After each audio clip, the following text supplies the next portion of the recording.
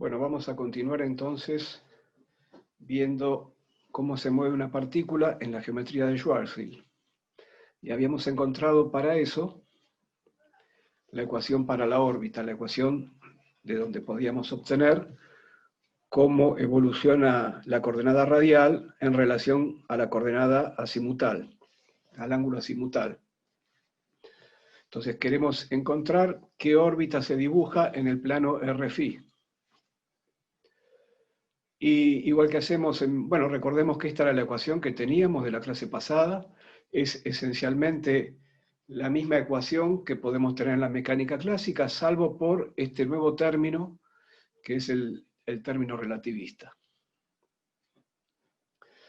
Y entonces, como lo hacemos también en mecánica clásica, lo ideal es hacer un cambio de variables y adoptar como nueva variable, en lugar de la coordenada radial, la inversa de la coordenada radial, a la que llamaremos U.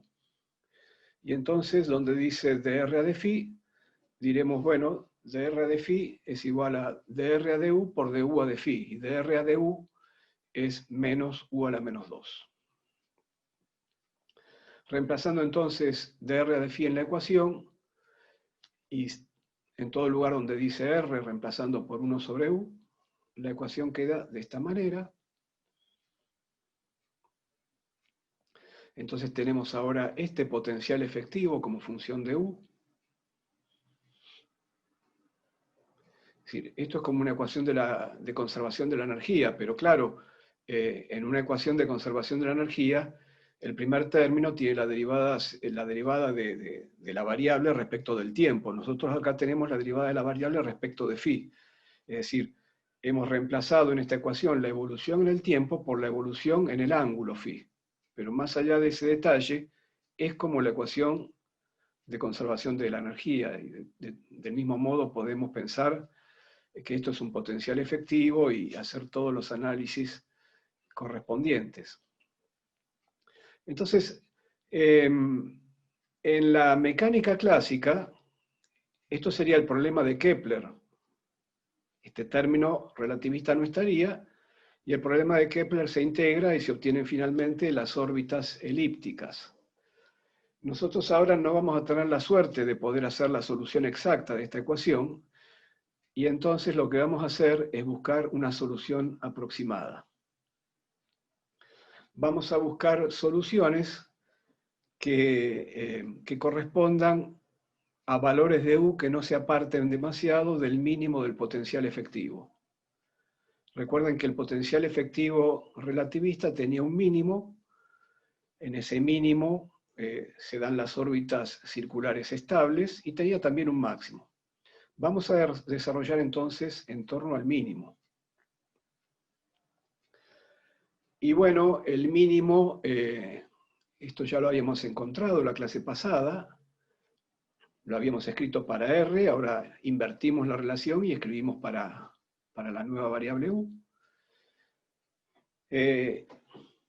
La clase pasada habíamos encontrado acá un más y un menos, porque claro, teníamos el R para el mínimo del potencial y el R para el máximo de potencial.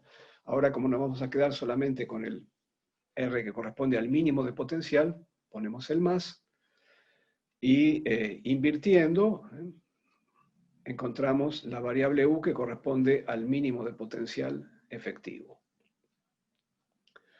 La cantidad que está acá se llama U sub n porque es la que correspondería al mínimo de potencial efectivo en la mecánica clásica. Este sería la inversa del radio de la órbita newtoniana circular. Está claro que cuando c tiende a infinito, entonces en el radicando esto va a 0, me queda 1 más 1 que es 2, a la menos 1 se simplifica con este 2, y entonces el U mínimo, el U que corresponde al mínimo de potencial, en el límite de c tendido a infinito, no es otra cosa que el U de la teoría newtoniana. Y que tiene el valor que está acá, lo habíamos obtenido también la clase pasada.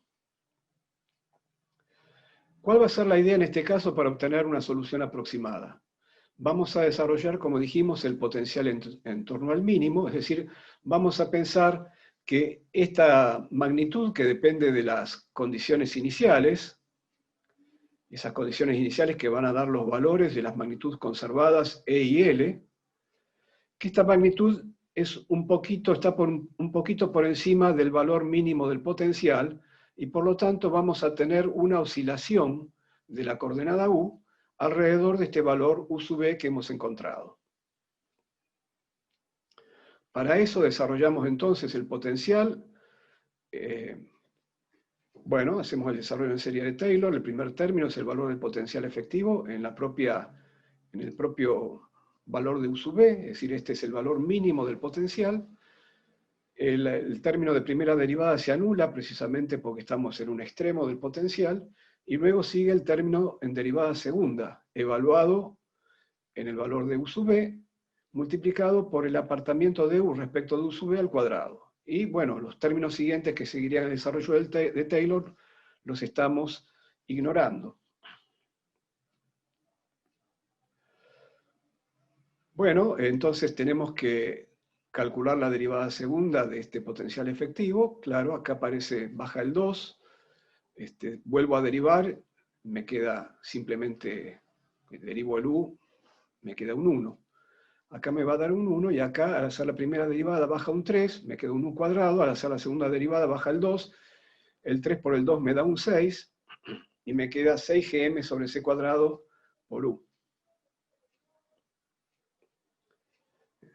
Esta es la derivada segunda.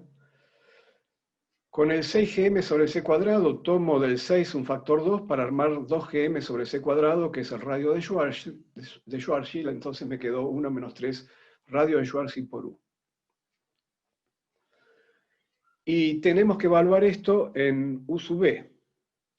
Pero en vez de evaluarlo en U sub B, que U sub B es un poco complicado, vamos a decir lo siguiente. Si L cuadrado, C cuadrado, o si L por C es mucho mayor que G por M, entonces U sub B es prácticamente igual o parecido a U sub N, al valor newtoniano que tenemos acá. Entonces, esta derivada segunda del potencial efectivo, bajo esta otra aproximación, la evaluaremos en U sub N, no en U sub B. Entonces acá vamos a poner el valor de U sub N, es decir, va a quedar 1 menos 3 el radio de Schwarzschild sobre el radio de la órbita circular newtoniana que tiene este valor.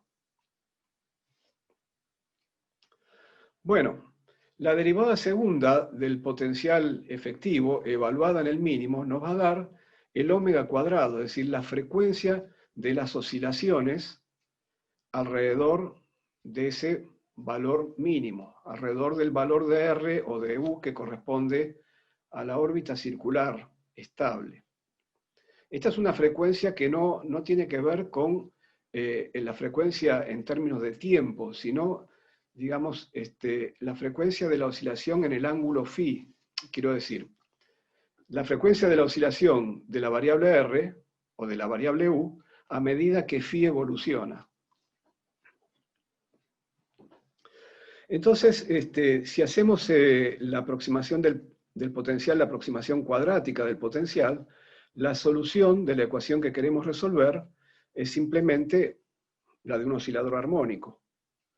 Entonces tenemos una oscilación armónica de frecuencia ómega alrededor del valor U sub B, que lo hemos aproximado por el U sub N. Entonces, bueno, reemplazando el valor de ómega que obtuvimos, esta sería la solución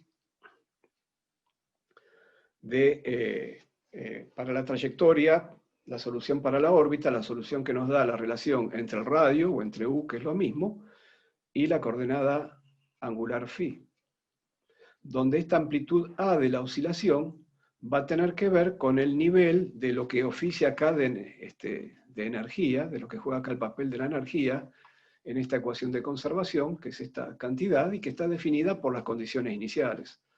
Así que la amplitud de la oscilación está definida, claro, por las condiciones iniciales.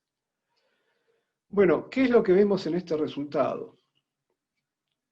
Lo que vemos en este resultado es que para que la coordenada U o la coordenada R realicen una oscilación completa, tenemos que esperar que el ángulo phi evolucione una cierta cantidad tal que el argumento del coseno complete el círculo, pase de 0 a 2pi. Es decir, el ángulo phi va a tener que evolucionar una cantidad delta phi tal que omega por delta phi complete el círculo. Pero claro, en nuestro caso, debido a efectos de relatividad, fíjense que acá está el radio de Schwarzschild, omega no es 1 como sería en la mecánica clásica, sino que es menor que 1. Y entonces, para que el argumento del coseno acá barra entre 0 y 2pi, el ángulo phi va a tener que barrer, siendo omega menor que 1, va a tener que barrer una cantidad mayor que 2pi. Entonces, ese efecto de relativista que vemos acá en este término que afecta a la frecuencia omega de la oscilación del radio, determina que la órbita no se cierre. Cuando el radio completa su oscilación, por ejemplo, supongamos que el radio partió del mínimo, pensemos en la órbita de un planeta. Entonces, el valor mínimo del radio corresponde al perihelio, a la posición del planeta más cercana al Sol. Entonces, dejamos que evolucione la órbita, dejamos avanzar el ángulo phi, dejamos transcurrir el tiempo, hasta que el planeta vuelve a pasar por la distancia mínima, vuelve a pasar por el perihelio. Bueno, ocurre que para que vuelva a pasar por el perihelio, el ángulo phi va a tener que avanzar en una cantidad mayor a 2pi. Es decir que cuando volvemos al perihelio, no estamos en el punto de partida, estamos corridos del punto de partida. Esto es que la órbita no se cierra, que la órbita no es una elipse entonces en relatividad general. Despejando el ángulo delta phi que necesitamos para volver al perihelio, entonces, bueno, usando que, bueno, el mismo nivel de perturbaciones que estamos usando, si pensando que esta cantidad es muy pequeña, como tenemos que dividir a 2pi por omega, y omega es de la forma 1 más una cantidad pequeña, o menos una cantidad pequeña, entonces aproximamos este omega a la menos 1 de esta manera, y obtenemos que cuánto se pasa el ángulo phi del valor de 2pi, y se pasa en esta cantidad, 3 medios de radio de Schwarzschild sobre radio de Newton por 2pi. Es decir, se pasa en 3pi radio de Schwarzschild sobre radio de Newton. Ese es el avance del perihelio. La situación en relatividad sería como la que está acá. Este punto rojo corresponde a la situación de distancia mínima de un planeta a su estrella. Entonces, dejamos evolucionar la órbita hasta volver a pasar por la distancia mínima. Y volvemos a pasar por la distancia mínima, no en el punto de partida, es decir, la órbita no se cierra, sino habiendo transcurrido un ángulo mayor que 2pi. ¿Y en cuánto nos pasamos de 2pi? Y en lo que nos pasamos de 2pi es lo que llamamos el avance del perihelio, es esta cantidad que acabamos de calcular. ¿Cuánto vale esto en el ámbito del sistema solar? Bueno, en el ámbito del sistema solar, para conseguir que esto sea lo más importante posible, tendríamos que tomar el planeta que tenga el radio de órbita circular o cuasi circular más chico posible, el planeta más cercano al Sol. El planeta más cercano al Sol es Mercurio, y su radio es de unos 58 millones de kilómetros. Esto es el valor medio del radio porque, bueno, la órbita es aproximadamente circular, pero no lo es. Tiene una oscilación entre un radio mínimo y un radio máximo. Por otra parte, el radio de Schwarzschild para el Sol es de 3 kilómetros aproximadamente, así que lo que está acá, este cociente, es 3 sobre 58, sobre 58 millones, perdón. Entonces, multiplicado por 3pi, nos da que el avance del perihelio de Mercurio en cada órbita es de 5 por 10 a la menos 7 radianes. Ese avance se va acumulando, órbita tras órbita, se va corriendo cada vez más el perihelio de Mercurio. Así que el corrimiento del perihelio de Mercurio no se suele dar como el ángulo que avanza en una órbita, sino lo que acumula al cabo de un siglo. Y lo que acumula al cabo de un siglo es 43 segundos de arco. Bueno, yo les había contado la clase pasada, a raíz de una pregunta, que en realidad la órbita de Mercurio no es cerrada, y no es cerrada por mucho más que esta cantidad. El perihelio acumula un avance de unos 500 y 580, algo así, segundos de arco por siglo. Pero ese avance estaba bastante bien entendido en términos de que Mercurio no solo recibe la influencia del Sol, la influencia gravitatoria del Sol, sino también perturbaciones que provienen de los otros planetas.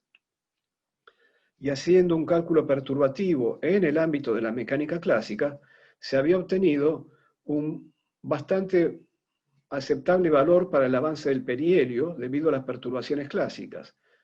Pero faltaba todavía una parte.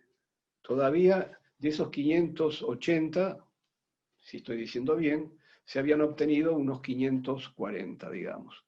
Faltaban 43 segundos de arco por siglo, que es justamente el efecto relativista que estamos considerando acá. Bueno, otro efecto de relatividad en la geometría de Schwarzschild que podemos estudiar es, en este caso, no lo que le ocurre a una partícula de prueba, una partícula con masa de prueba, como la que acabamos de ver, sino lo que le ocurre a un rayo de luz. Un rayo de luz sabemos que tiene que ser deflectado por el campo gravitatorio inercial. La trayectoria de un rayo de luz en un campo gravitatorio inercial no es recta. Entonces queremos ver si podemos analizar, valiéndonos de las mismas herramientas, si podemos analizar cómo se deflecta la trayectoria de un rayo de luz. La idea es que podemos partir de la misma ecuación de la cual habíamos partido para analizar el movimiento de una partícula, salvo que en esta ecuación, recordemos, estas magnitudes que se llaman L barra, E barra, L barra, eran cantidades por unidad de masa.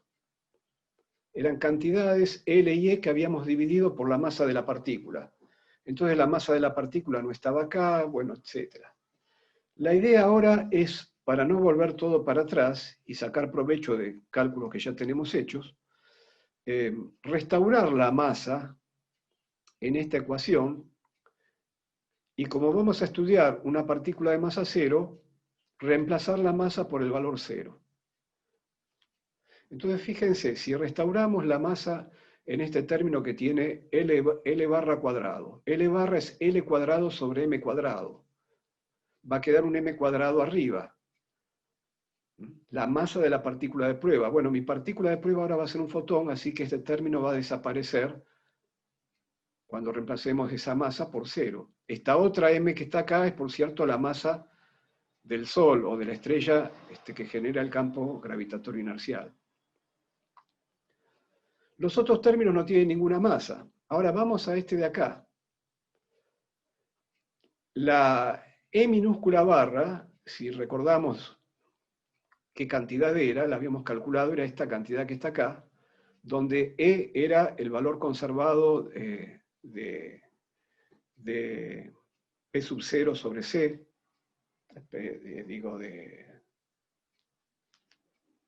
al revés, de E sobre C era el valor conservado de P sub 0.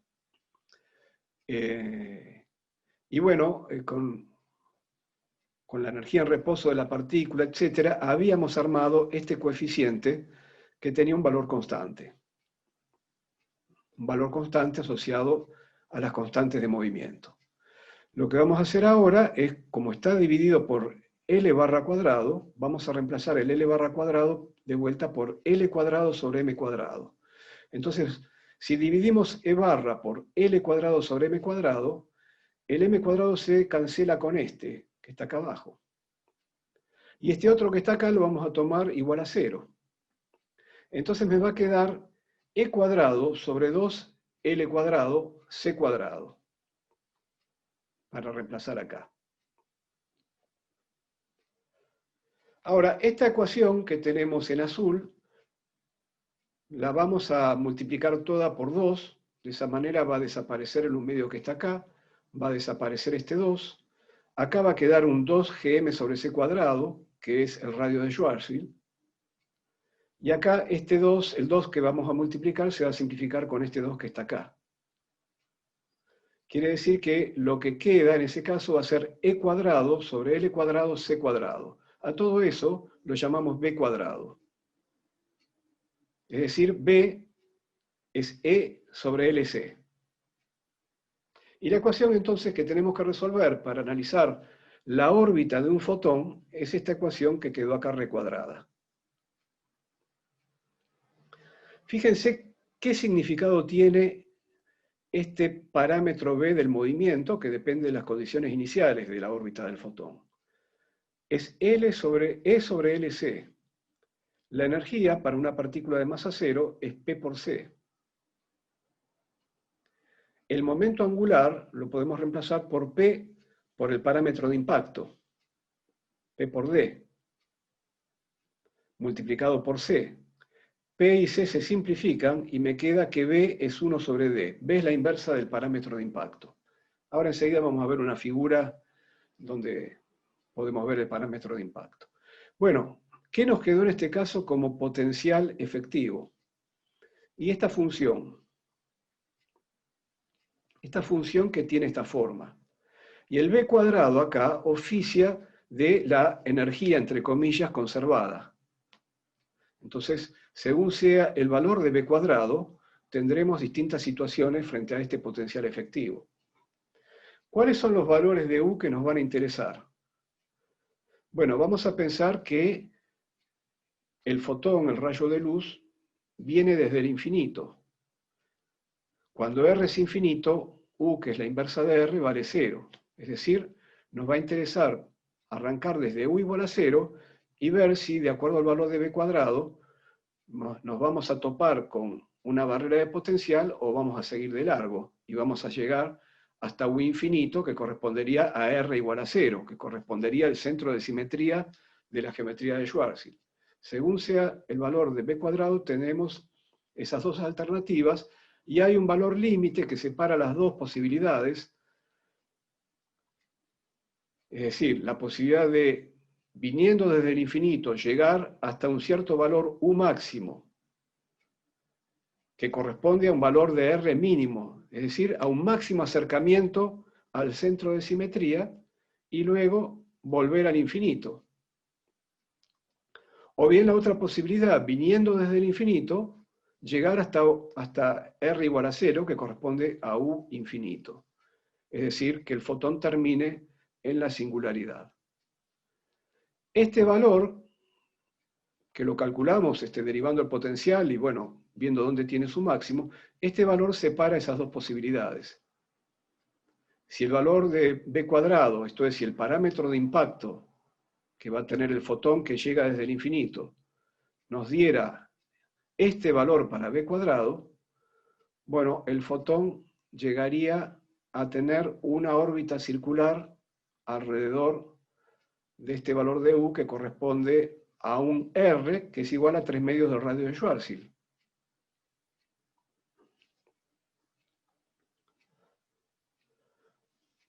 Bueno, acá tenemos entonces esa situación. ¿Qué es el parámetro de impacto? Es la distancia entre la recta del movimiento, de la situación inicial del movimiento del fotón, y el centro de dispersión. Es el mismo concepto que tenemos en un problema de scattering.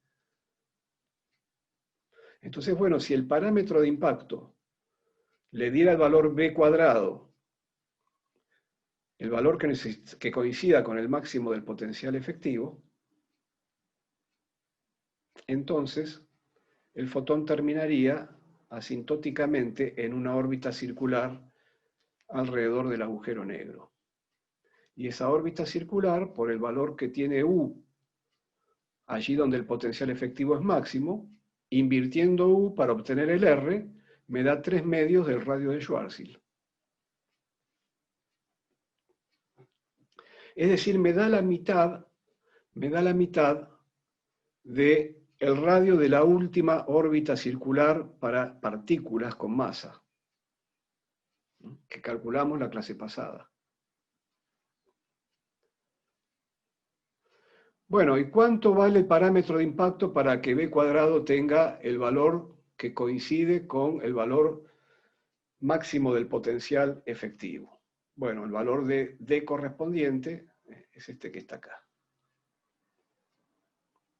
Es decir, es un factor raíz de 3, aproximadamente 1.7, más grande que el radio de la órbita circular del fotón.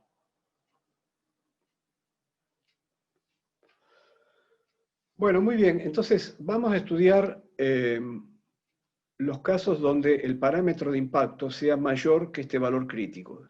Si el parámetro de impacto es mayor, entonces B cuadrado va a ser menor y vamos a estar en la situación en que el fotón viene del infinito, llega hasta un acercamiento máximo al agujero negro y luego vuelve a infinito. Esto es la situación, va a ser, digamos, como la de esta figura.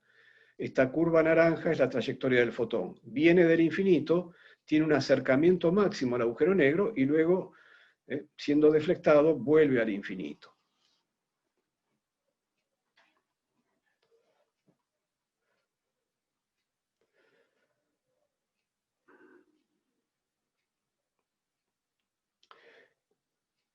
En ese caso, el acercamiento máximo se calcula muy fácil. El acercamiento máximo es cuando, bueno, a medida que nos vamos acercando al agujero negro, R va disminuyendo, es decir, U va aumentando, hasta que al final el fotón vuelve a alejarse. R entonces vuelve a aumentar y U entonces vuelve a, R vuelve a aumentar y U va entonces en disminución. Así que U fue en aumento hasta llegar a un valor máximo y luego disminuye. En este punto de retorno, la derivada de U respecto de phi se anula entonces. Por lo tanto, el valor de U máximo lo podemos calcular como el valor del punto de retorno donde se anula U, donde se anula dv de phi, y entonces el valor máximo, este valor que está indicado acá, corresponde a tener que U máximo cuadrado menos R de Schwarzschild, U máximo al cubo, sea igual a B cuadrado. Esa es una ecuación para determinar el valor de U máximo. Es una ecuación que está indicada acá y la vamos a dejar guardada, digamos. Bueno, queremos resolver entonces esta ecuación ahora. Esta ecuación tampoco es fácil de resolver y la vamos a resolver en forma aproximada. Siempre tenemos la alternativa de resolverla numéricamente, porque esta es una ecuación de primer orden y la podemos integrar numéricamente sin ningún problema. Pero vamos a hacer un abordaje analítico del problema y en forma exacta no lo vamos a poder resolver, pero sí en forma aproximada. La primera aproximación, la aproximación más gruesa, es tirar el término relativista. ¿Qué es lo que esperamos en ese caso? Que la trayectoria sea una recta, que no haya efecto relativista, entonces no hay deflexión de la luz en el campo gravitatorio. Vamos a ver si efectivamente la solución de esta ecuación, que en ese caso sí tiene solución exacta, corresponde a una recta. ¿Cuál es la solución cuando no está el término relativista? Bueno, fíjense, la solución es una función trigonométrica. Un coseno, un seno, un coseno con una fase. ¿Un coseno por qué? Porque si yo pongo acá como U a un coseno de phi, de la variable phi, naturalmente, me queda el coseno cuadrado de phi. Al tomar la derivada, me queda el seno de phi, o el menos seno, al cuadrado. Me queda seno cuadrado de phi más coseno cuadrado de phi. Seno cuadrado de phi más coseno cuadrado de phi me da 1. Entonces, si en vez de proponer el coseno, propongo b por el coseno, me va a quedar, en vez de 1, al sumar, me va a quedar b cuadrado. Y entonces voy a cumplir con la ecuación. Bueno, la solución no relativista entonces es b por coseno de phi con alguna fase inicial. Esta es la constante de integración de esa ecuación de primer orden. Esta constante de integración la podemos elegir porque elegir esa constante de integración es equivalente a elegir desde dónde medimos la coordenada phi. Y si elegimos que alfa 0 sea 0, eso corresponde a medir la coordenada phi desde el punto en donde U es máximo. Porque si yo tomo alfa 0 igual a 0, la constante de integración igual a 0, ¿para qué valor de phi u es máximo? Y bueno, cuando el coseno valga 1, es decir, cuando phi valga 0. U máximo significa máximo acercamiento, significa R mínimo. Bueno, habíamos dicho que esperábamos obtener como solución no relativista, este NR que está acá significa no relativista, la trayectoria recta. Entonces, esto que está acá debería ser la ecuación de una recta en coordenadas polares. Veamos que es así. Acá tenemos dibujada una trayectoria rectilínea del rayo de luz. El ángulo phi está medido desde el punto de máximo acercamiento al centro dispersor, que sería el centro de simetría de la geometría de Schwarzschild. Entonces, el parámetro de impacto sería esta distancia del centro dispersor a la recta del movimiento, y sería igual a b a la menos 1. Bueno, la relación entre R y D es que R por el coseno de phi me da D, es decir, R por el coseno de phi me da b a la menos 1. Bueno, pero ¿qué significa esto? 1 sobre R es U, es decir, esto significa que U es igual a b por coseno de phi. Así que efectivamente U igual b por coseno de phi es la ecuación de una recta. Entonces, veamos ahora cómo atacar el problema relativista. La forma en que lo vamos a atacar es proponer una corrección a la solución no relativista. Entonces, vamos a proponer que la solución relativista cumple con este esquema. Es la solución no relativista, b por coseno de phi, más una corrección. Para que esa corrección sea pequeña, vamos a decir que b por rs, b por el radio de Schwarzschild va a tener que ser mucho menor que 1. ¿Qué quiere decir esto? B es la inversa del parámetro de impacto. Quiere decir que estoy pidiendo que el parámetro de impacto sea mucho mayor que el radio de Schwarzschild. Está claro que si el parámetro de impacto es mucho mayor que el radio de Schwarzschild, el efecto del campo gravitatorio inercial va a ser muy débil y el rayo de luz se va a deflectar muy poco. Entonces, esta es una solución que vale en la zona de campo débil. Entonces la voy a plantear como b por coseno de phi y voy a multiplicar acá por b cuadrado rs. ¿Por qué b cuadrado rs? Porque b por rs va a ser el parámetro del desarrollo, va a ser la cantidad pequeña. Y multiplico por un b más porque ese b sale de factor común, es lo que da la unidad a u. Y entonces voy a tener b por coseno phi, b que multiplica, b paréntesis digamos, ¿no? B que multiplica todo lo que sigue, coseno de phi, más b por rs, que es una cantidad pequeña y adimensional, por una función que va a ser una incógnita y que va a tener que ser también adimensional.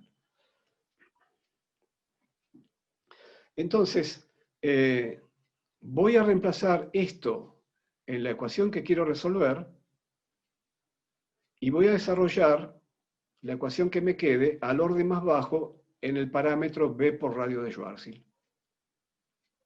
¿Cuál es la ecuación que quiero resolver? Bueno, por cierto, es esta ecuación, la que está acá recuadrada. Entonces, voy a reemplazar la solución propuesta en esta ecuación y me voy a quedar solamente con los términos de primer orden en b por rs. Por ejemplo, como este término cúbico en U ya tiene rs, acá me voy a quedar solamente con la solución no relativista. Y en los otros términos voy a tener términos no relativistas, términos en rs y términos cuadráticos en rs. Esos términos cuadráticos en rs los desprecio directamente.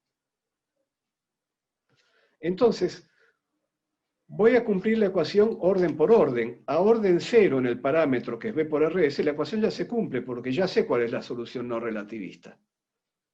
Lo que quiero ver entonces es que los términos de primer orden en b por rs se cancelen entre sí.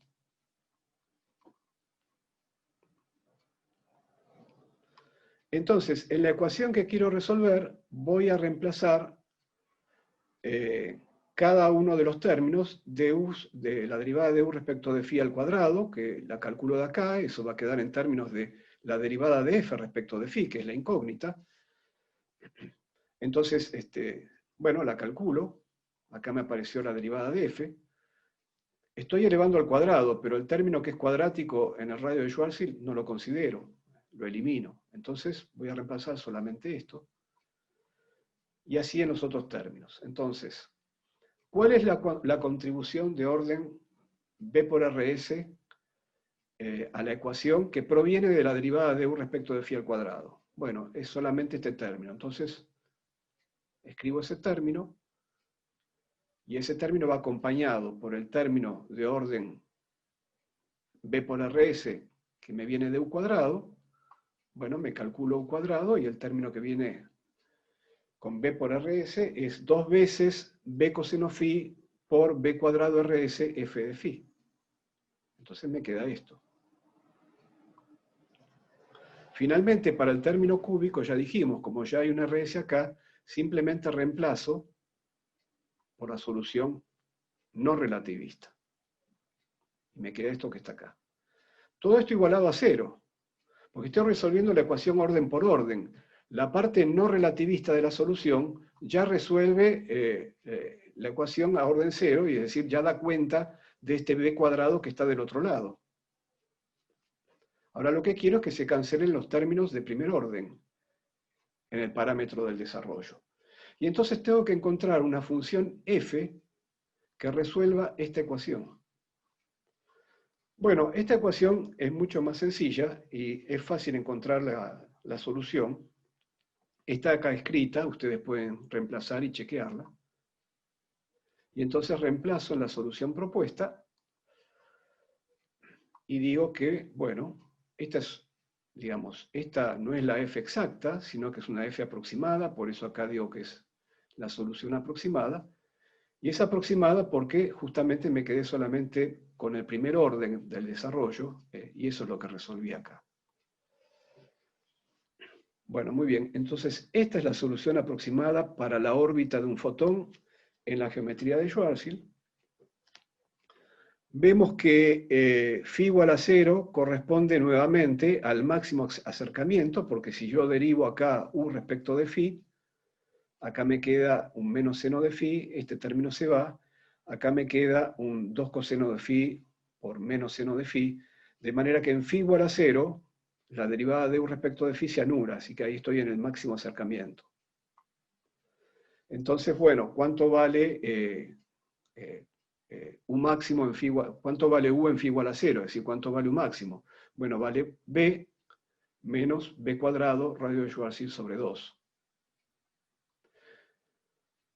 Antes habíamos encontrado cuál era el valor exacto de un máximo. El valor exacto de un máximo tenía que responder a esta ecuación. Entonces, este valor que encontramos ahora es el valor aproximado de un máximo. Y si ustedes lo reemplazan en esa ecuación, que era la ecuación exacta para obtener un máximo, van a ver que este valor efectivamente cumple con esta ecuación al orden de nuestro desarrollo, es decir, al primer orden en el radio de Schwarzschild. Bueno, entonces, ¿qué tenemos hasta acá? Tenemos que hemos encontrado de manera aproximada cómo se deflecta un rayo de luz, es decir, la ecuación de la órbita, la ecuación de esta curva naranja, escrita como la función u de phi. Entonces, bueno, cuando la trayectoria era rectilínea, el ángulo phi, que estaba medido desde el máximo acercamiento, varía desde un valor menos pi sobre 2 hasta más pi sobre 2, cuando la trayectoria era rectilínea. Ahora, en cambio, el ángulo phi barre no desde menos pi sobre 2, sino desde un ángulo un poco menor, un poco más negativo. Barre desde menos pi sobre 2 más un épsilon. Y después, cuando el rayo va de vuelta hacia el infinito, en lugar de llegar a barrer phi hasta pi sobre 2, barre hasta pi sobre 2 más épsilon.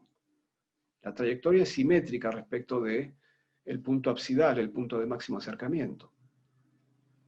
Entonces, ¿qué es lo que me interesa ahora conocer? Me interesa conocer cuánto vale épsilon, cuánto vale el ángulo de deflexión. Fíjense que épsilon es también este ángulo acá arriba, entre la trayectoria inicial del rayo de luz, en el caso no relativista, y la trayectoria ahora del caso relativista.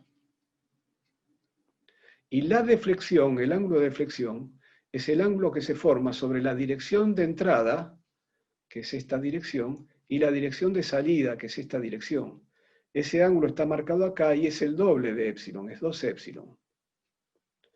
Este es el ángulo de deflexión y es lo que queremos calcular.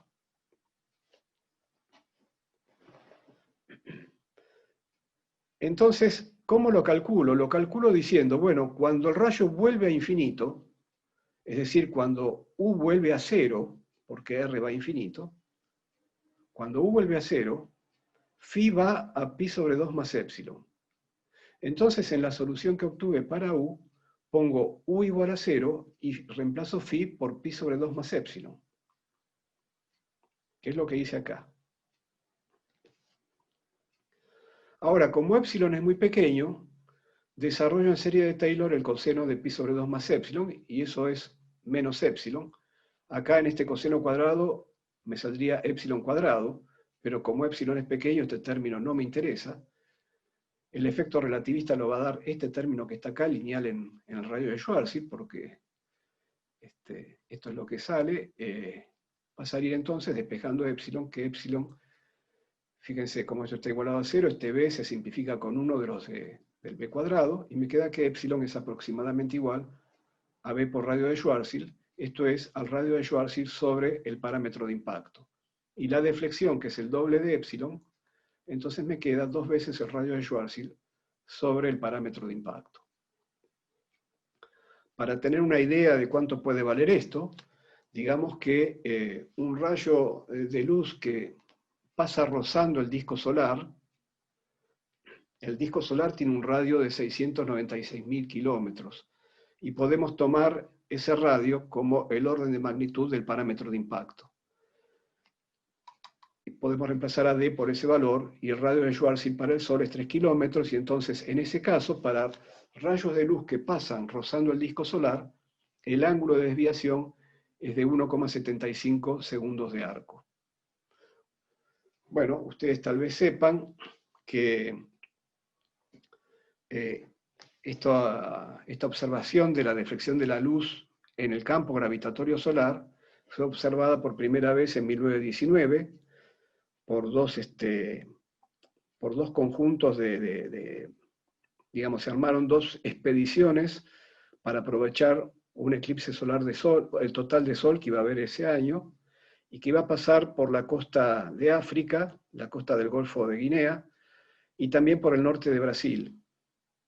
Entonces se armaron 2 expediciones para aprovechar que en el eclipse total de Sol la Luna tapa el disco solar. Afortunadamente, el ángulo que subtiende la Luna es prácticamente igual al ángulo que subtiende el disco solar, y entonces cuando se produce un eclipse total de Sol, como sabemos, el Sol se oscurece completamente, tapado por la Luna, y eso permite ver las estrellas que están detrás del Sol, que de otra forma de día no las veríamos. Entonces se podía tomar las posiciones de estrellas cuya luz pasaba muy cerca del disco solar, y se las podía comparar con las posiciones de otras estrellas más alejadas en la bóveda celeste.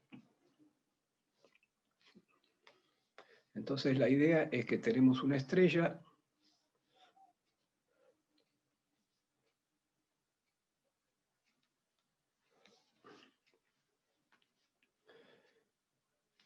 y bueno, en determinada posición de la órbita de la Tierra alrededor del Sol, la luz de esa estrella llega hasta la Tierra rozando el disco solar. En un eclipse total del Sol, cuando la Luna se interpone entre los rayos del Sol y la Tierra, entonces la Luna nos tapa el Sol y nos permite ver la estrella.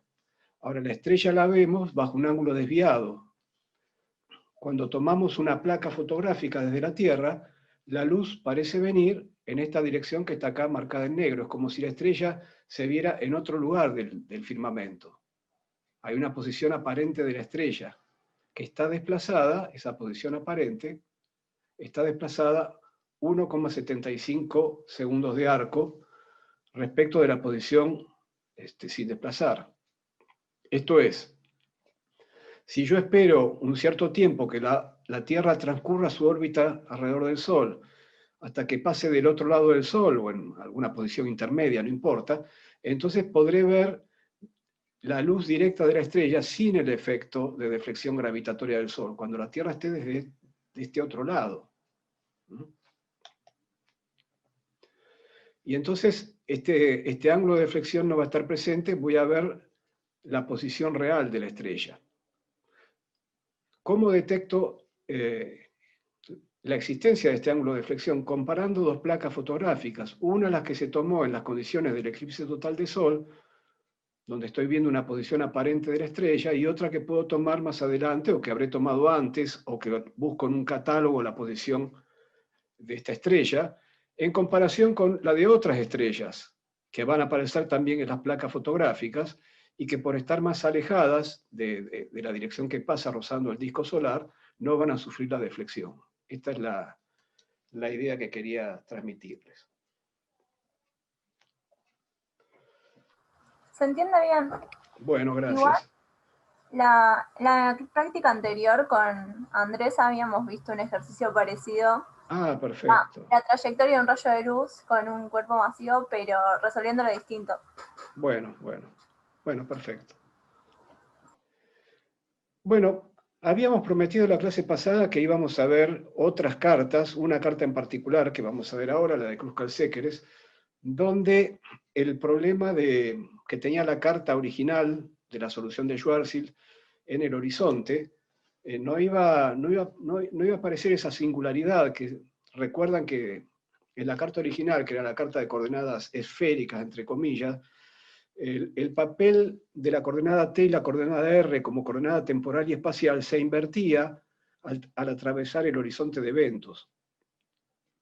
Había otras cuestiones, además, que para llegar al horizonte de eventos, la línea de universo de una partícula tenía que llegar a tiempo coordenado t infinito. Sin embargo, el tiempo propio de la partícula era finito cuando llegaba al horizonte de eventos, y era finito aún cuando llegaba a la singularidad también. Entonces, yo prometí que íbamos a ver otra carta donde estos problemas desaparecen. Entonces, esta carta es de 1960, es decir, se debe a Kruskal-Sekeres. Y bueno, hay una transformación de coordenadas de la carta vieja a esta carta nueva. Esta carta nueva tiene coordenadas V, tita, phi. Es decir, la transformación que vamos a hacer, la vamos a hacer solamente en el sector RT. Las coordenadas angulares van a quedar sin afectar. Y la idea es encontrar nuevas coordenadas, estas U y V, tales que el sector TR aparezca como escrito en el intervalo, como conforme a una geometría plana. Ahora lo vamos a ver enseguida qué quiero decir con esto. Lo digo simplemente porque si ustedes ven el cambio de coordenadas van a decir, bueno, pero ¿esto cómo se les ocurrió?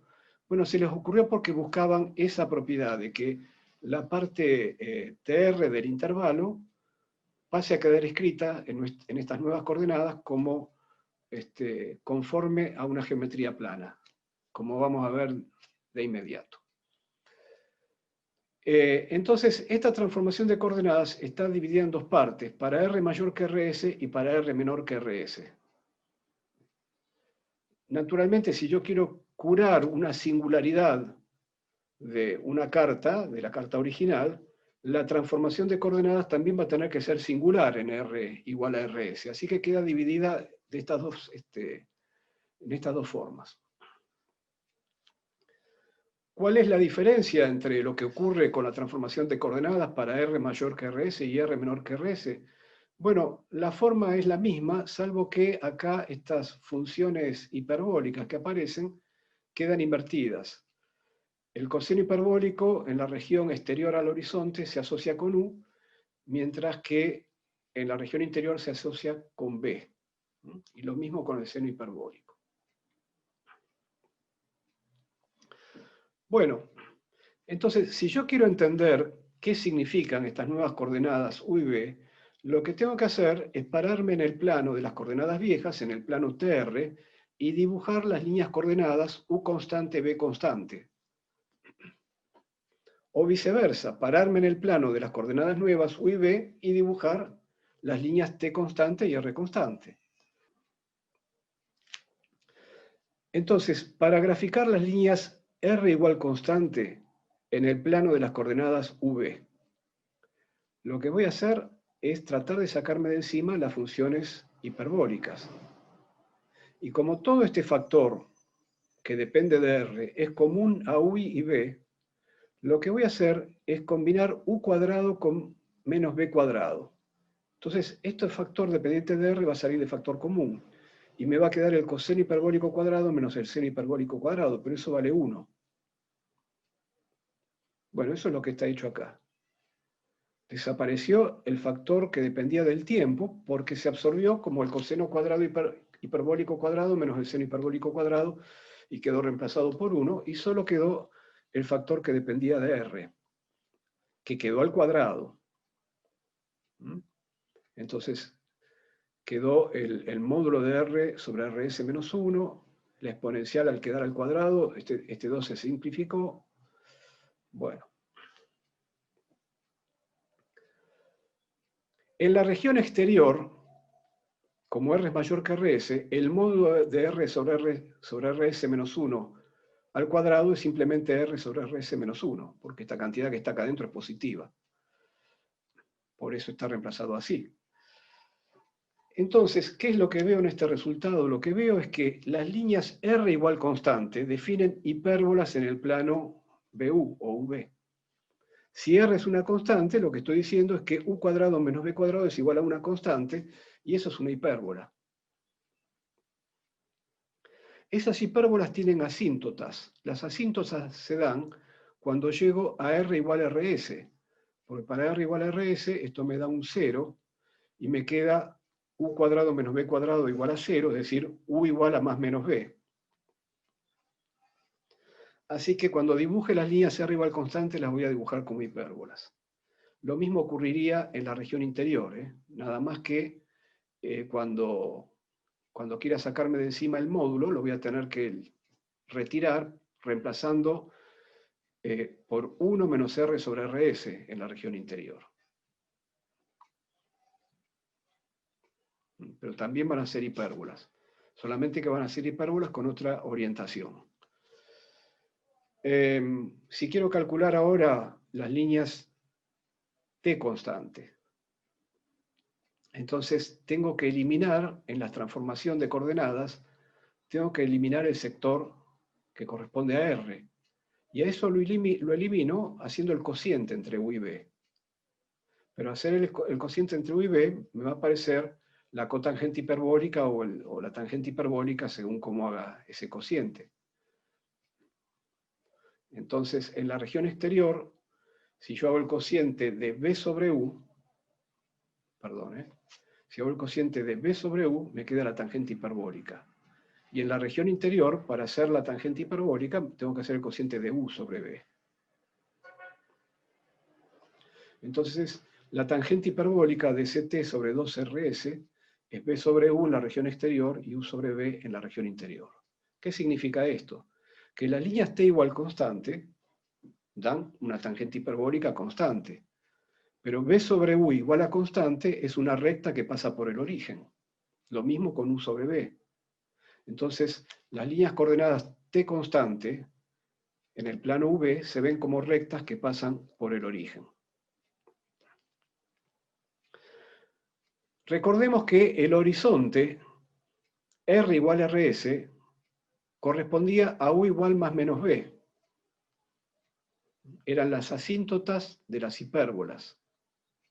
Pero yo también puedo hacer b igual u más menos b acá. Entonces me daría que la tangente hiperbólica tiene que ser más menos 1 sobre el horizonte. Pero acá, en el argumento de la tangente hiperbólica, no está r, está t. ¿Cuánto tendría que valer t para que la tangente hiperbólica sea más menos 1? Y tiene que valer más menos infinito. Quiere decir que el horizonte es al mismo tiempo el lugar donde R vale Rs y donde t vale más menos infinito. Ahora se empieza a entender por qué cuando la partícula quiere atravesar el horizonte tiene que llegar a t más menos, tiene que llegar a t infinito. Por otra parte, como el coseno hiperbólico siempre, el seno hiperbólico puede ser positivo o negativo, el coseno hiperbólico es siempre positivo, pero el coseno hiperbólico siempre le gana al seno hiperbólico. Esto es, si yo sumo coseno hiperbólico más seno hiperbólico, aunque el seno hiperbólico se puede hacer negativo, el coseno hiperbólico siempre es mayor y la suma siempre da positiva. Por lo demás, todo lo que está acá adelante es el mismo factor y es positivo.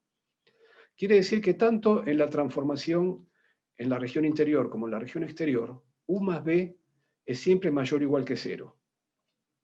Es decir, la nueva carta, cuando yo mapeo la vieja carta de coordenadas TR a la nueva carta de coordenadas U y B, el rango completo de las variables TR, que varía R entre 0 e infinito, T entre menos infinito y más infinito, se mapea a un rango parcial de las coordenadas UB, porque las coordenadas UB siempre son tales que U más B es positivo o 0.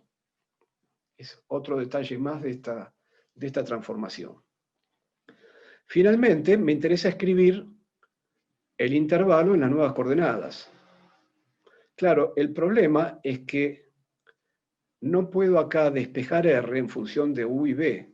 Lo único que me queda acá, como expresión implícita, digamos, es que la función R de U y de B es función de U y de B solamente a través de esta combinación, pero no la puedo despejar. Así que la R en el intervalo va a quedar expresado, va a aparecer R, pero siempre que aparezca R lo tenemos que entender como la función de U cuadrado menos B cuadrado, que resultaría implícitamente de esta ecuación. Entonces queda así el intervalo. La parte angular no se tocó, pero ahora esta R cuadrado es una función de U cuadrado menos B cuadrado. Y para la parte RT, lo que vemos es que es conforme, es decir, tengo un factor que multiplica a una forma que es minkowskiana. Por eso decíamos que es conforme al plano. Esto era lo que perseguían Kruskal y Sekeres con la transformación de coordenadas. Y esto es lo que guía para encontrar esa transformación de coordenadas. ¿Y por qué perseguían esto? Porque de esta manera un rayo de luz radial en las nuevas coordenadas se va a ver a 45 grados en el plano UV. Los conos de luz van a estar siempre a 45 grados y no van a tener ese problema que tenían en la vieja carta, donde se iban angostando los conos de luz. Entonces, acá tenemos la región exterior y la región interior del agujero negro vistas en el plano V. Las líneas R igual constante son hipérbolas. Esta es la región exterior porque estas asíntotas de las hipérbolas corresponden al horizonte y corresponden también a que el tiempo, la coordenada t, se haga más infinito o menos infinito. U igual a B es un caso de estar en el horizonte. Recuerden que U igual más menos B, o B igual más menos U, es el horizonte. Así que esta línea azul es B igual a U, es el horizonte. Pero a su vez es T igual a infinito, porque la tangente hiperbólica me da 1. Esta otra línea es B igual a menos U, también es el horizonte, también es R igual RS, pero corresponde a T igual a menos infinito. Los conos de luz, bueno, están siempre a 45 grados en estas coordenadas y apuntan hacia la singularidad. En la región interior del agujero negro, una vez que traspasamos el horizonte, también las líneas R igual constantes son hipérbolas, hasta llegar a la hipérbola que corresponde a R igual a 0, que la podríamos obtener acá reemplazando R igual a 0 y bueno, Y listo, en ese caso es fácil saber cómo dibujar la hipérbola.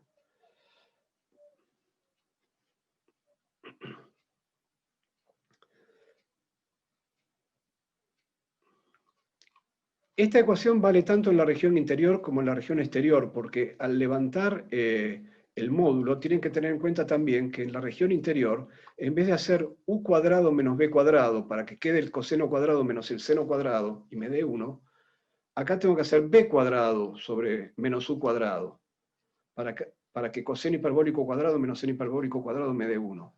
Entonces, en vez de tener u cuadrado menos b cuadrado, tengo b cuadrado menos u cuadrado, pero después tengo que cambiar el signo por el tema del módulo. Entonces, finalmente, al cambiar el signo, me quedó también en la región interior que u cuadrado menos b cuadrado es igual a esto. Entonces, en la región exterior, donde R es mayor que RS, todo esto es positivo, y en la región interior, donde R es menor que RS, todo esto es negativo. Por eso las hipérbolas cambian de orientación al pasar de una región a la otra. Entonces, las hipérbolas R igual constante en la región externa son estas y en la región interna son estas. Esta es la región externa porque acá yo puedo tener la hipérbola que tiende a infinito, con R tendiendo a infinito. Una partícula va por dentro de los conos de luz y bueno, una vez que atravesó el horizonte de eventos, si no tiene una fuerza aplicada que la haga salir, o si no tiene suficiente energía inicial como para escapar del horizonte, una vez que atravesó el horizonte, ya no puede volver a la región exterior. Los conos de luz la obligan a seguir hacia la singularidad. La singularidad está en el futuro de toda partícula o rayo de luz que esté ya en la región interior. Es lo mismo que ya sabíamos, pero ahora en una carta más amigable para entender lo que sucede cerca del horizonte de eventos. Acá no hay ningún problema con los conos de luz, está todo bien preparado para entender lo que pasa ahí. ¿Cómo son las líneas t igual constante? Ya dijimos, son rectas que pasan por el origen. Entonces, bueno, por ejemplo, la recta t igual a 0, t igual a 0 corresponde a b igual a 0 en la región externa. Si t es igual a 0, la tangente hiperbólica vale 0, en la región externa eso corresponde a b igual a 0, pero en la región interna corresponde a u igual a 0. Así que yo tengo un t igual a 0, que corresponde a b igual a 0 en la región exterior, en la región 1, pero esa t igual a 0 sigue en la región interior por acá, porque en la región interior corresponde a u igual a 0. Y así tenemos toda la gama de posibles valores de t, desde t menos infinito, acá, estos son todos los valores negativos, paso por 0, ahora paso a los valores positivos de t hasta llegar a t igual a infinito, en lo que se llama el horizonte de eventos futuro, la de acá abajo sería el horizonte de eventos pasado. Entro en la región interior, y ahora t, que se convierte en una coordenada espacial, es decir, las líneas t igual constante son líneas temporales, disminuye hasta llegar a t igual a 0, y luego paso a la zona negativa, y voy hasta t igual a menos infinito, que vuelve a ser este horizonte pasado. Bueno, así se ven las coordenadas viejas en el plano de las coordenadas de Kruskal-Sēkeres. Esencial es que los rayos de luz están a 45 grados en todo el plano UV, lo cual facilita mucho entender la estructura causal del agujero negro, que era aquello con lo que teníamos dificultades en la carta original.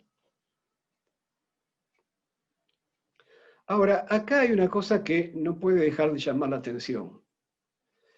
Esta situación en la que las coordenadas U más B, las coordenadas UV tales que U más B es menor que 0, están acá inutilizadas. Uno entiende que acá arriba también hay una zona inutilizada de coordenadas UV, bueno, pero acá uno llegó a la singularidad. Entonces acá hay algo fuerte que uno dice, bueno, de acá no puedo pasar, acá es como que se rompen las ecuaciones de Einstein porque diverge la curvatura, y bueno, ahí se termina, digamos, el espacio-tiempo del que queremos hablar. Pero de este otro lado, si no pasa nada, acá tengo un horizonte de eventos pasados, ¿por qué no puedo usar esta parte de la carta?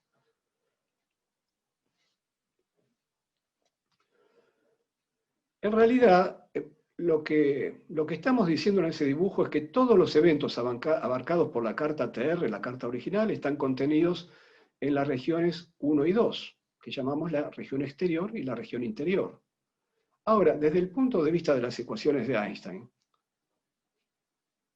si yo tomo este intervalo que está acá y lo imagino válido para todo valor de U y B, que no traspase la singularidad, pero para valores de U y B que estén acá inclusive, para valores de U y B tales que U más B sea menor que 0. Si yo reemplazo esta métrica en las ecuaciones de Einstein, a las ecuaciones de Einstein no le importa cuánto vale U y B, va a dar qué solución.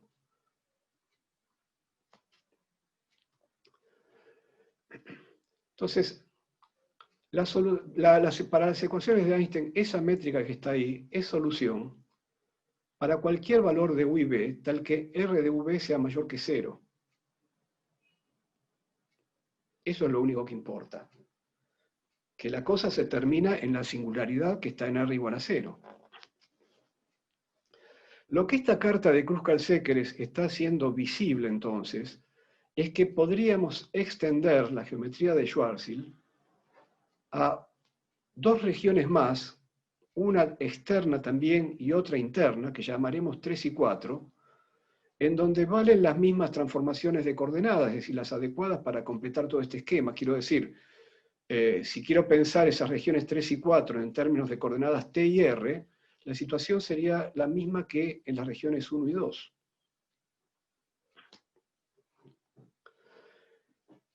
Lo que sí es que una vez que yo decidí que la dirección en la que avanza B es la dirección del futuro, entonces yo tengo en la región interior 2 los conos de luz apuntando hacia la singularidad, y de esa manera la singularidad está en el futuro de toda partícula o rayo de luz en la región interior 2. Pero en la región interior 4, la singularidad de la región interior 4 está en el pasado, no en el futuro. Y toda partícula o rayo de luz que esté en la región interior 4, por la forma que tiene la orientación de los conos de luz en esta región, va a emerger a través del horizonte de eventos pasados hacia la región exterior 1 o hacia la región exterior 3. Es decir, la singularidad de la región 4, más que comportarse como un agujero negro, se comporta como un agujero blanco. Deja salir todo. Y nada entra desde la región exterior 3 o la región exterior 1. Porque por la forma que tienen los conos de luz en esas regiones, ya sabemos, las partículas de la región 1 o de la región 3 van hacia la singularidad futura que está en la región 2, que es el agujero negro, atravesando horizontes de eventos.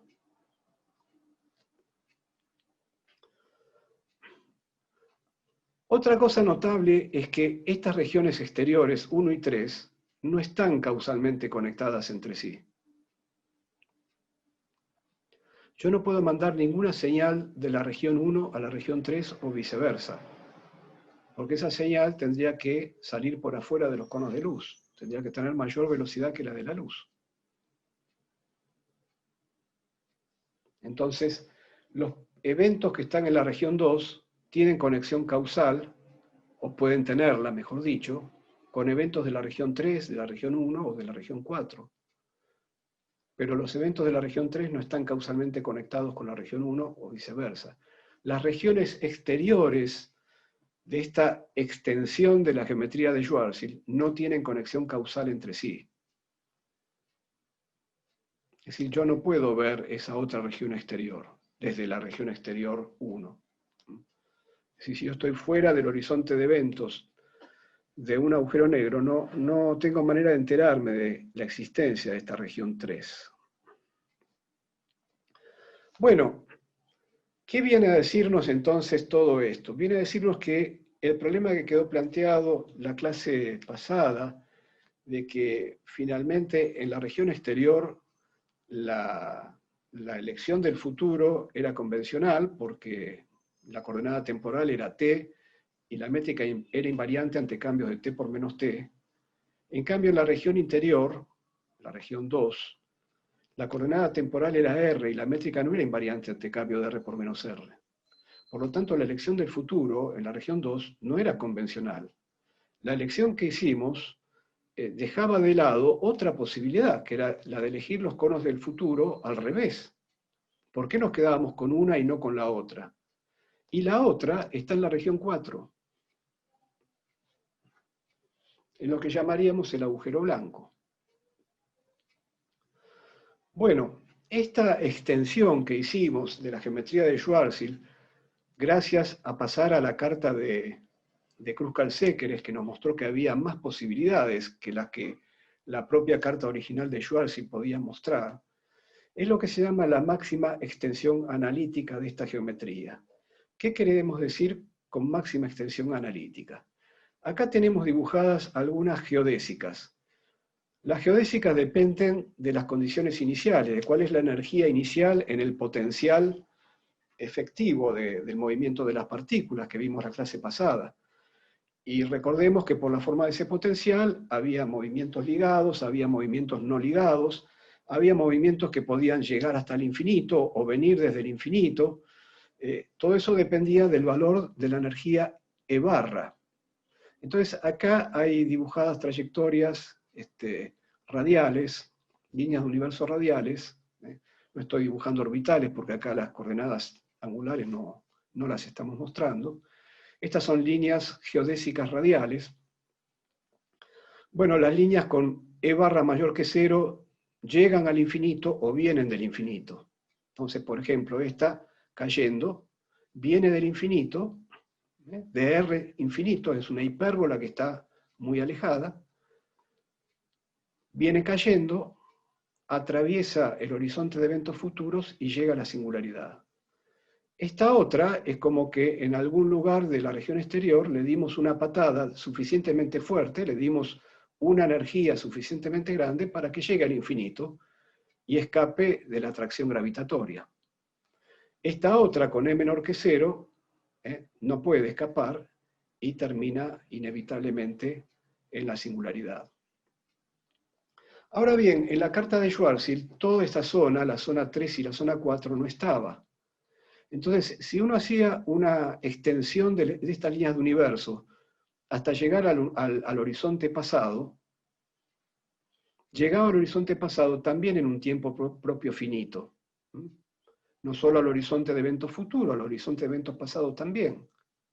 Y también, si ahora que contamos con la posibilidad de extender analíticamente vía la nueva carta, podemos seguir extendiendo estas líneas de universos hacia el pasado y llegaremos a la singularidad pasada también en un tiempo propio finito.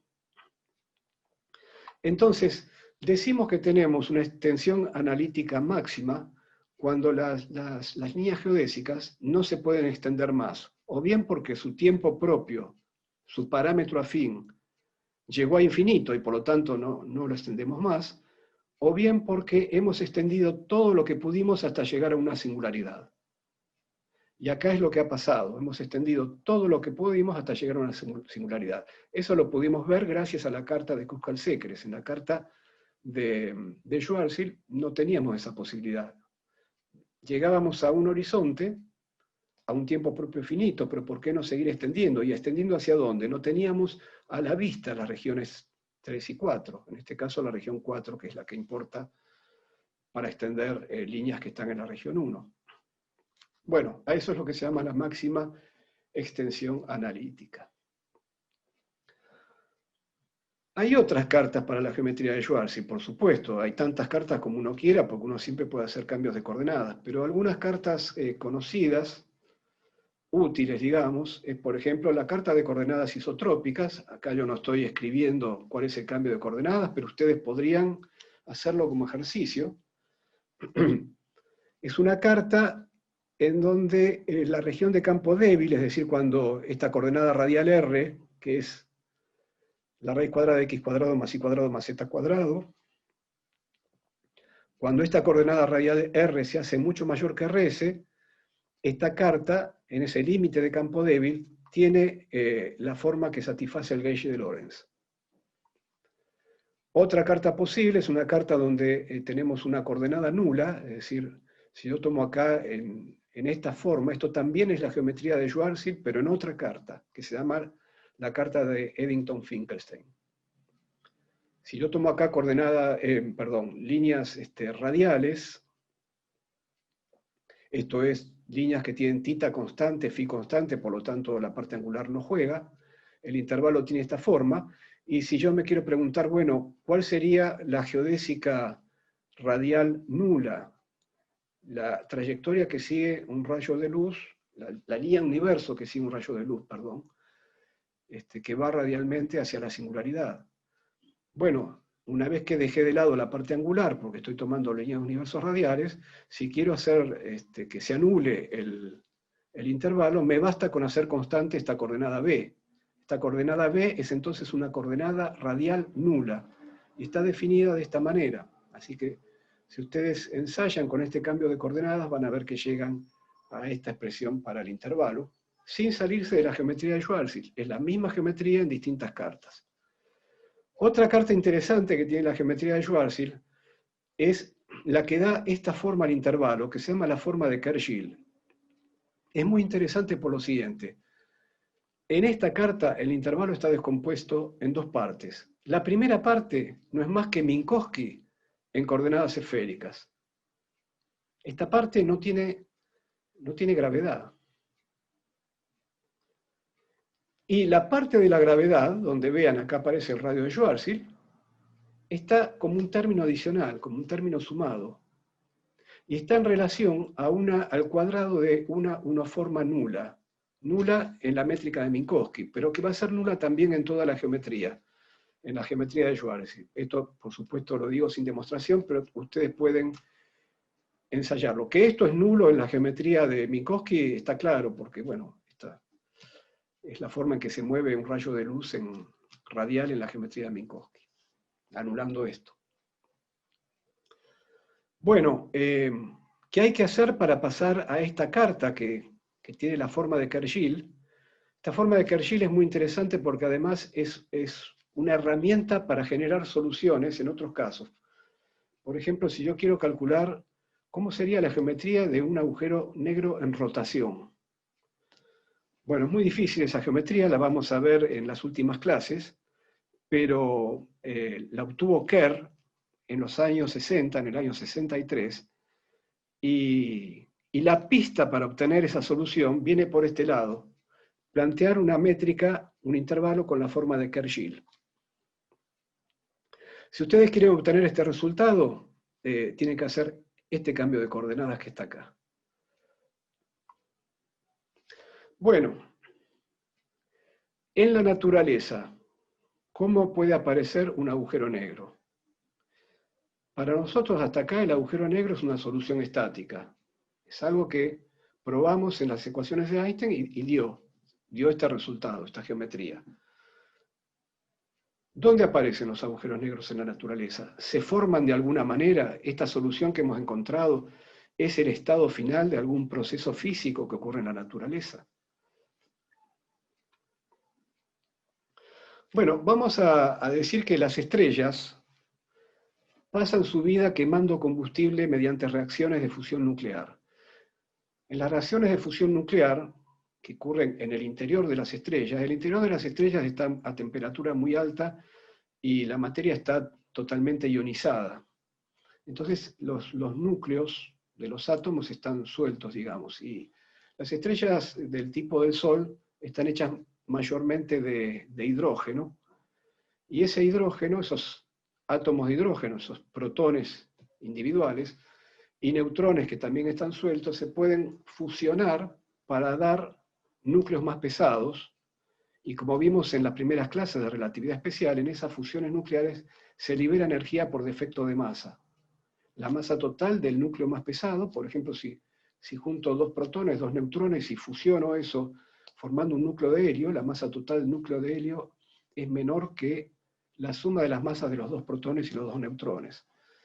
Ese defecto de masa se libera en forma de otro tipo de energía. Y esa energía que se va liberando cuando se va quemando ese combustible nuclear genera una presión en el interior de la estrella que evita que la estrella colapse gravitatoriamente cayendo hacia el centro de ella misma. Así como en un gas, por ejemplo, en un gas común, digamos, en un laboratorio, un gas que llena todo un recipiente, la presión hidrostática del gas evita que las partículas del gas vayan por gravedad al fondo del recipiente. Entonces, en ese proceso de quemar combustible nuclear, las estrellas van pasando por distintas etapas. Las estrellas más jóvenes, como decía, queman hidrógeno para convertirlo en helio y otros elementos livianos, un poco de deuterio, un poco de litio, etc. Pero finalmente el hidrógeno se acaba. Entonces, esas fusiones nucleares se detienen por falta de combustible, digamos así.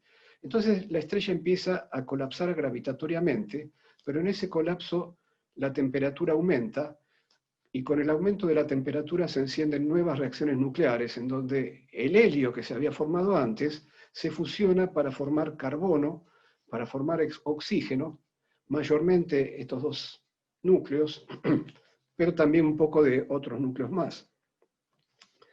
Y eso, nuevamente, por fusión nuclear, por defecto de masa, se vuelve a liberar grandes cantidades de energía que hacen expandir la estrella hasta convertirla en lo que se llama una gigante roja. Algún día al Sol le va a pasar eso y se va a expandir y va a cubrir toda la distancia que la Tierra va a quedar, digamos, engullida en esa explosión de la gigante roja, y creo que incluso Marte también va a ser, es decir, el tamaño va a ser impresionante, ¿no? Bueno, de esta manera el helio se va agotando, luego el carbono se convierte en silicio, el silicio se convierte en hierro, y si ustedes recuerdan la curva que habíamos mostrado en las clases de relatividad especial de cómo eran las energías de ligadura por nucleón, que permitía que tanto fusionando átomos livianos como fisionando átomos pesados se pudiera obtener energía como resultado por defecto de masa, esa curva tenía su máximo, la energía de ligadura es negativa, pero se dibuja el valor absoluto de la energía de ligadura, tenía su máximo en el hierro y el níquel.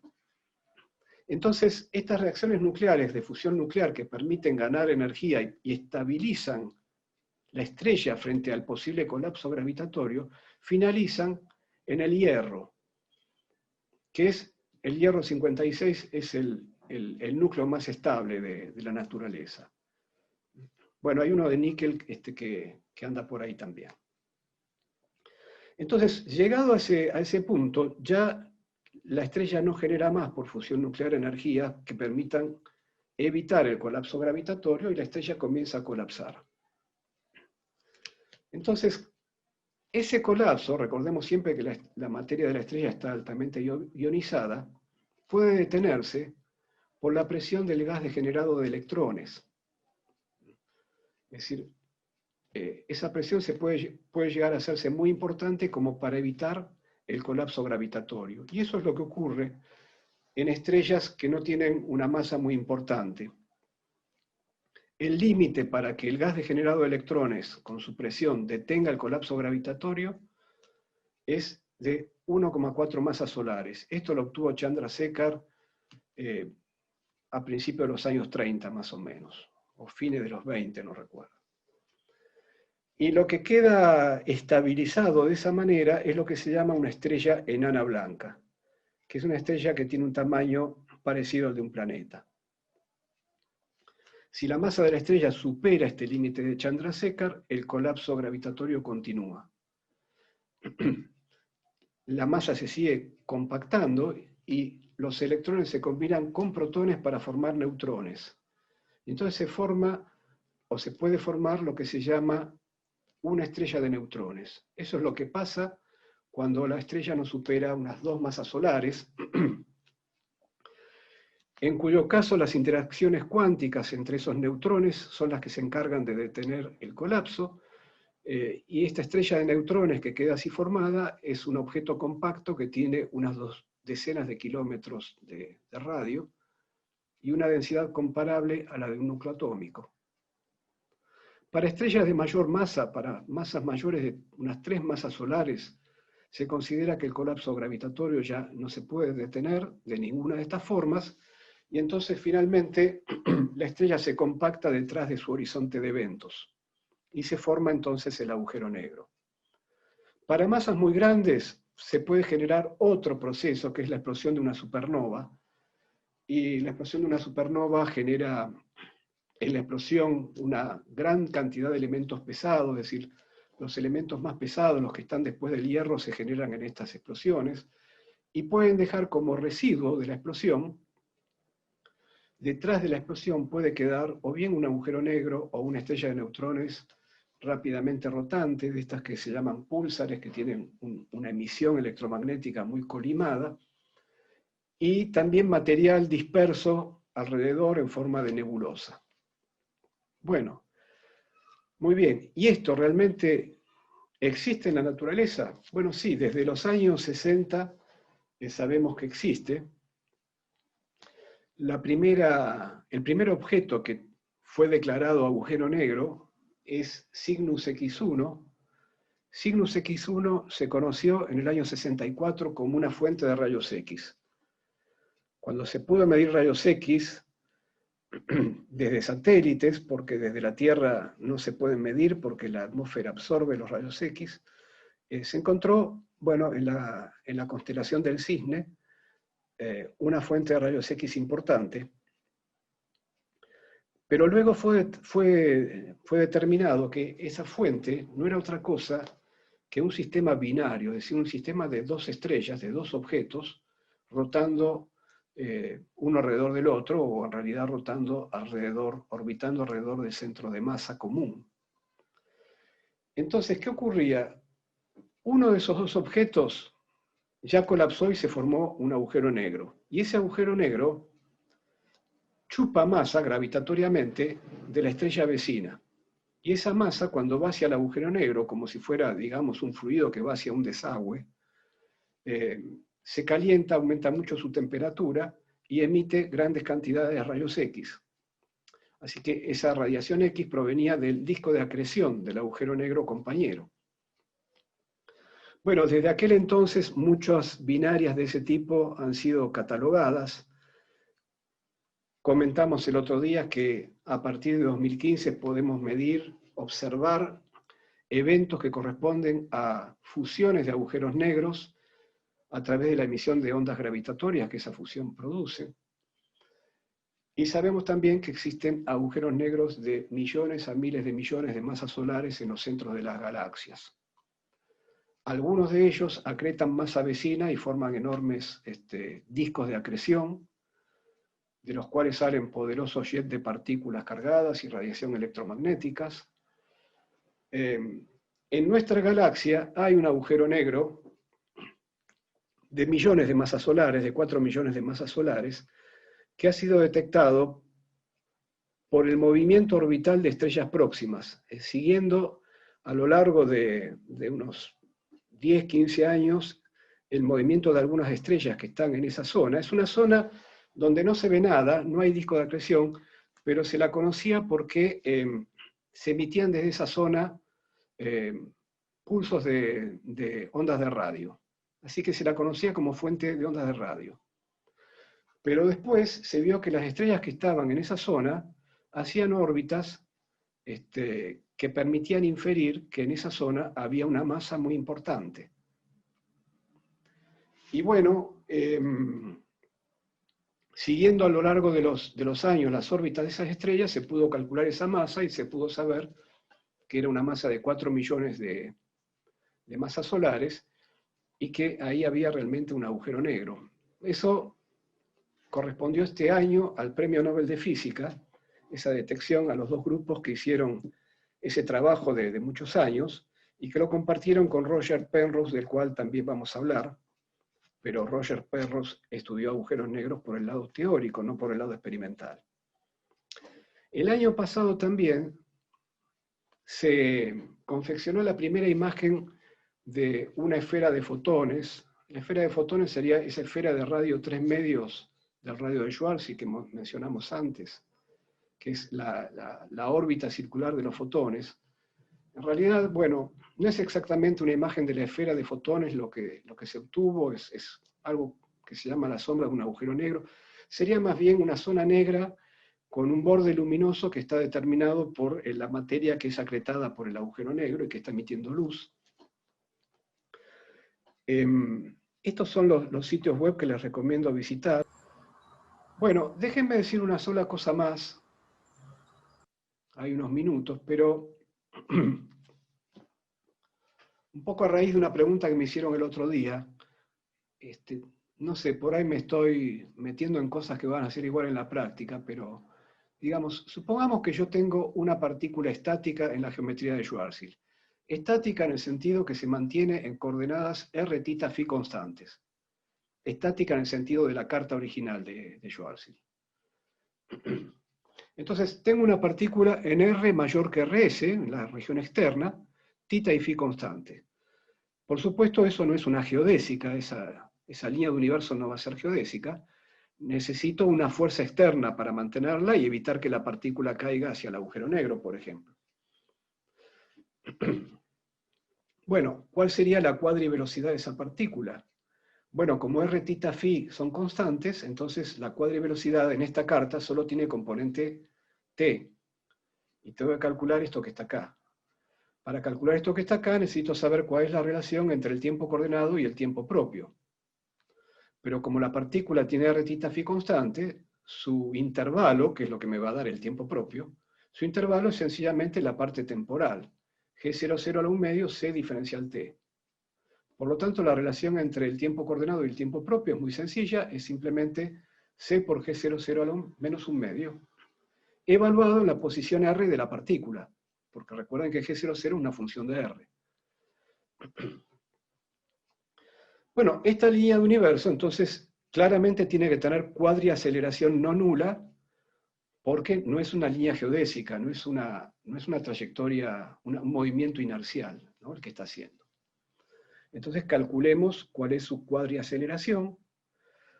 Bueno, la cuadriaceleración es la derivada covariante de la cuadrivelocidad. La derivación covariante siempre tiene una derivación común, pero en este caso la derivada común de las componentes de la cuadrivelocidad es 0, porque, recordemos, R es constante. Entonces, bueno, las componentes, bueno, las otras tres valen 0, pero la primera componente es constante. Entonces quedan solamente la parte de conexión. Y como la cuadrivelocidad solo tiene componente 0, entonces en esta sumatoria sobre J y K solo sobrevive la conexión I00. Y en cuanto a la U0 al cuadrado, que va a quedar, entonces la U0 cuadrado es C cuadrado G00 a la menos 1, evaluado en la posición donde está la partícula. Bueno, me calculo entonces este único símbolo de Christoffel que me interesa, y me da esto que está acá. Perfecto, entonces lo reemplazo en la cuadriaceleración para cada valor de I, pero resulta que el único valor de I donde esto es distinto de 0, este símbolo de Christoffel es distinto de 0, es el valor I igual a R, porque derivada 0 no hay la métrica de Minkowski en la carta de Schwarzschild, en la carta original. La métrica es estática, así que esta derivada 0 no está. La única derivada que puedo tener de G00 es la derivada R, y entonces, como la métrica es diagonal, I solo puede ser R. Y entonces la única componente del símbolo de Christoffel que va a jugar acá es la componente R. Con eso me construyo la cuadriaceleración.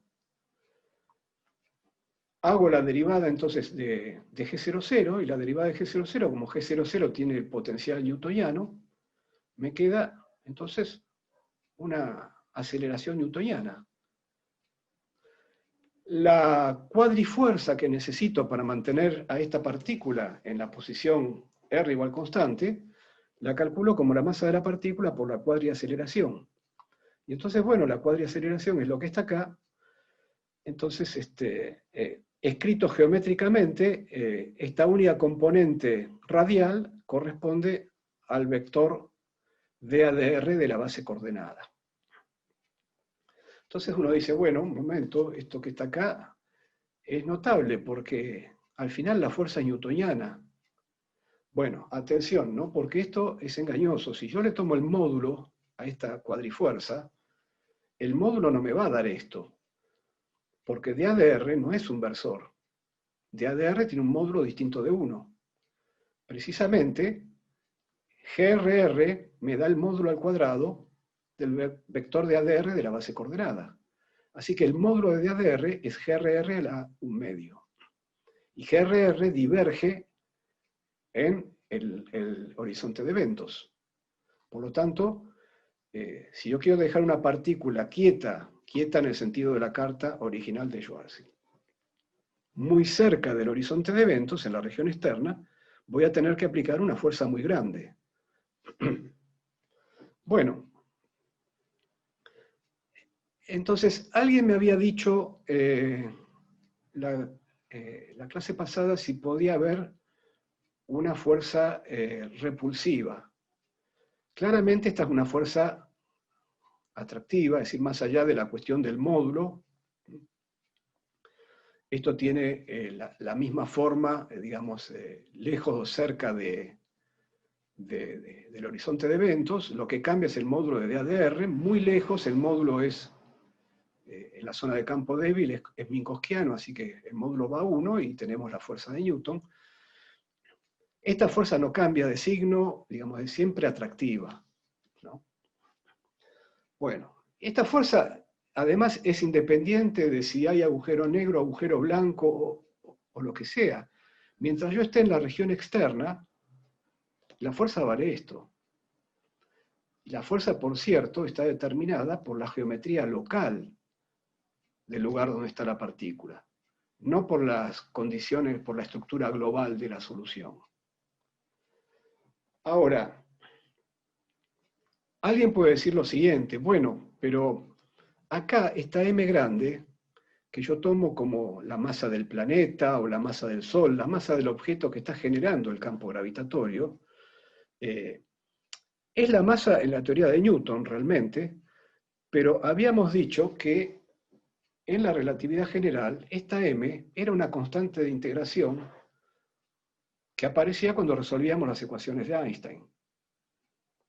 Entonces, nada nos impediría tomar esa constante de integración negativa y así obtener una fuerza repulsiva.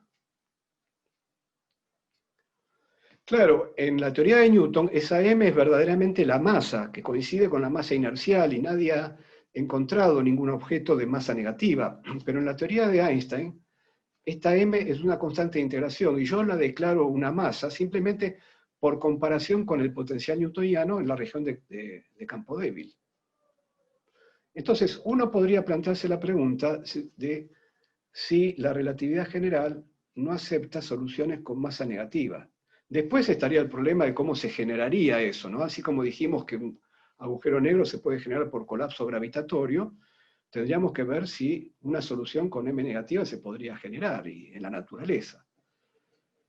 Y la primera cosa que notamos de una tal solución con masa negativa es que desaparecería el horizonte de eventos, porque precisamente es el hecho de tener la masa positiva que me dice que entonces en el G00 y en el GRR yo tengo 1 menos RS sobre R, y entonces donde R es igual a RS, tengo el horizonte. Pero si la M que está dentro del RS cambia de signo, no hay ningún lugar donde se anule G00 o donde diverja GRR. Entonces desaparecería el horizonte. La singularidad en R igual a 0 no desaparecería, siempre tendría ahí un 1 sobre R dentro de G00 y dentro de GRR. Entonces, al desaparecer el horizonte, estaríamos ante una singularidad que se llama desnuda, que no está protegida, por así decir, por un horizonte de eventos. No está detrás de un horizonte de eventos. Entonces, hay una conjetura que hizo Penrose, el otro premio Nobel de este año, en 1969, que conjeturó que el colapso gravitatorio nunca conduce a singularidades desnudas de ningún tipo. Por ahora nosotros solamente conocemos la singularidad de la geometría de Schwarzschild, ¿no? Pero bueno, Penrose conjeturó que nunca una singularidad desnuda se puede formar por un proceso de colapso gravitatorio, y a esa conjetura, que no está probada, se la llama la conjetura del sensor cósmico, por este juego de palabras de singularidad desnuda y censura cósmica.